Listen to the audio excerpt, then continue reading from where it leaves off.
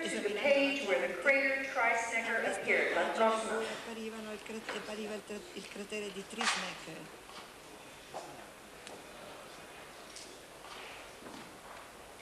To find a reflection of an enormous equilateral triangle on the moon. Sulla Luna.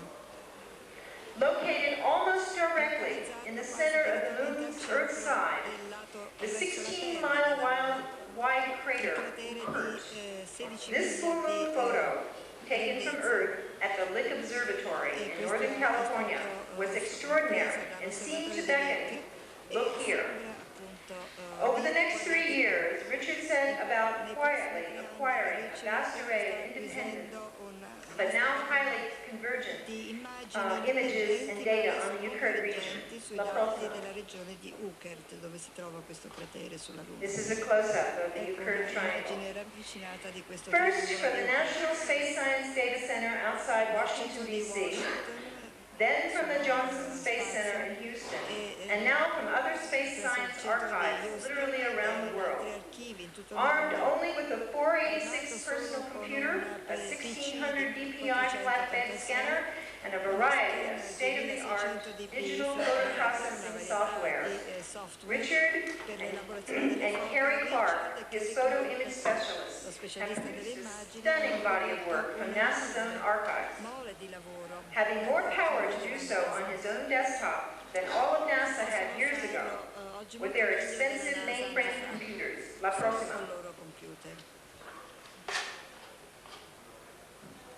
In the Sinus Labidi, Ukert region, he is now exhaustively confirmed extremely ancient and pulverized remnants of at least one immense domed city on the moon. You can see the patterns.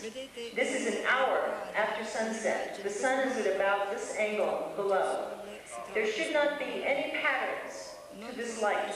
And along the horizon, la prossima, out to almost the infinity of this photograph, you can see brilliant, what they call brilliant beads, reflections of things after dark, which should not be there. Questi grappoli di luce che non dovrebbero essere presenti. So, this shows brilliant geometric objects stretched out along and far above the airless lunar horizon over an hour after sunset. La prossima. Privo di atmosfera di aria. Un'ora dopo. The Ukert region showing a shattered row of former vast archaeology. Di archeologie molto vaste. Look right here. Vedete qui. There are angular ruins of some kind. Rovine angolari di this qualche entire tipo. line. Tutta questa linea qui. There is a plaza here, which I'll show you in greater detail. Nei dettagli. This la prossima. Avanti. This remarkable geometrically shaped plaza in another. Forma geometrica. There's also some very unusual angular markings inside of this, but we just don't have good enough photo to see down into it. But it is perfectly square. Followed by this major change in a photograph acquired a few seconds later. Oh, pardon me. Okay, la prossima. Okay, right here, what we're zooming in on is this little object here. This is the plaza I just showed you. La prossima. This is a major light reflecting, apparently glass panel, catching the sun just right and reflecting it up 10 miles to the orbiting Apollo spacecraft. La prossima.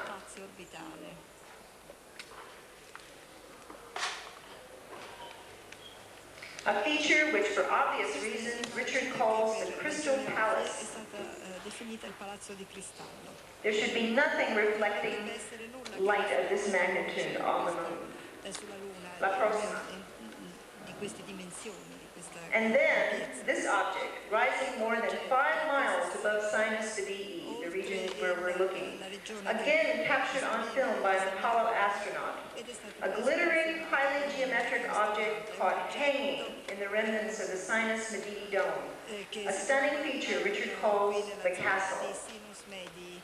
È La una prossima. caratteristica sorprendente che Richard chiama il This is a castello. close-up. You can see the angular Un relationships. ravvicinato, vedete il rapporto angolare di queste immagini. This is a truly extraordinary object. È un oggetto veramente straordinario questo. La prossima.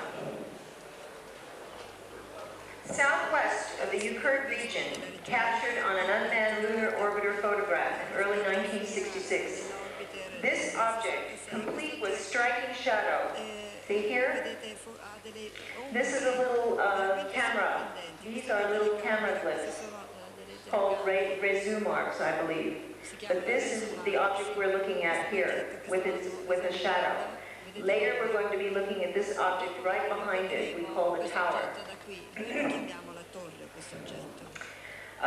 This is called the shard, and it stands over 1.5 miles above the lunar surface.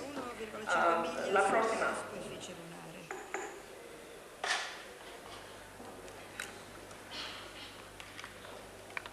This is the resume. Questo è il resume. On the same frame. Next, la prossima. Okay, this is just a close-up showing strange cells. These things are watermarks. Sono segni idrici di presenza di acqua. Okay, la prossima. On the same frame, another geometric object over 7 miles high, called the tower, stands to the left and somewhat beyond it. Okay, this is the shard, this is the resume mark, and this is what's called the tower. And it's seen from 30 miles in lunar orbit. La prossima. Okay. Estimated to be of almost unbelievable age, perhaps as old as 500 million years. All these stunning objects appear to have been subject to the minute but steady sandblasting of micrometeorites on an otherwise timeless, airless world. La prossima. Okay, this is a further close-up of the tower. You can see that there are various levels to this thing. It's reflecting the light from the sun, and it's an ancient, it's a huge cube off of this, the remains of this dome. La prossima. And this is something brought back by the Apollo astronauts, so the last bead on the surface of the moon. And what you're seeing here, this is very small. This is a micrometeorite, which is blasted into it. And for billions of years on an airless surface where there is no erosion, there is sandblasting continually on to these structures that you've just seen, just like this, which wear it down. Okay. For on the moon, all other forms of erosion are totally unknown. As opposed to Mars, la prossima.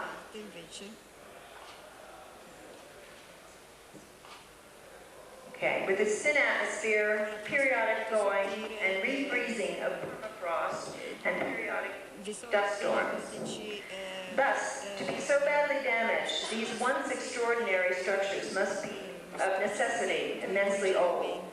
But the intricate, stunning geometric properties of these now eroded constructions on the moon bear witness to some prior epoch of solar system engineering to terraforming on an almost incalculable scale, an extraordinary era that despite these still, what's happening here?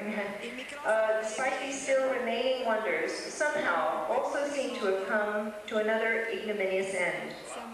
Is it any wonder, as one gazes on these still too wondrous structures, where no such objects have any business being, that thoughts of the ancient gods come irrepressibly to mind?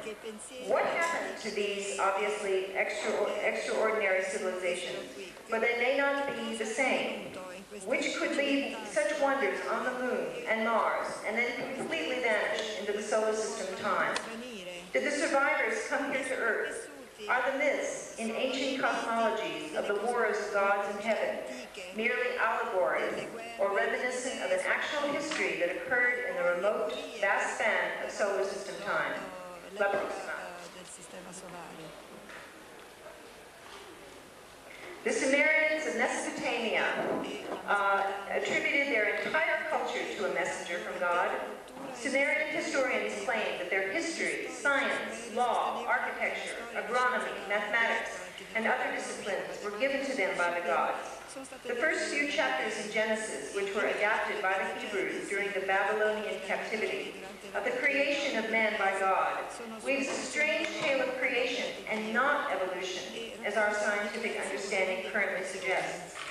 Could the abrupt appearance of successive improvements in human ancestral lines, without the appearance of any intermediates, be pointing us not at evolution, but at genetic upgrading by some external agency? Can the genetic dating in the so-called search for Eve, or the abrupt appearance of so-called modern humans on this planet, at approximately 200,000 years before the present, now be linked to the completely independent estimate of the end of Sidonia itself? This remarkable coincidence of dating is further supported by Hoagland's recent analysis of the Giza pyramid complex on Earth, which he now believes from geophysical considerations may also actually approach 200,000 years in age. Until the discovery of the ruins of Sidonia, such highly disturbing questions, at least to some, revolving around the all too disparaged concept of ancient astronauts, could safely be ignored. Now, however, the ability to send probes and to someday explore in person what is waiting for us at Sidonia, and the apparently far older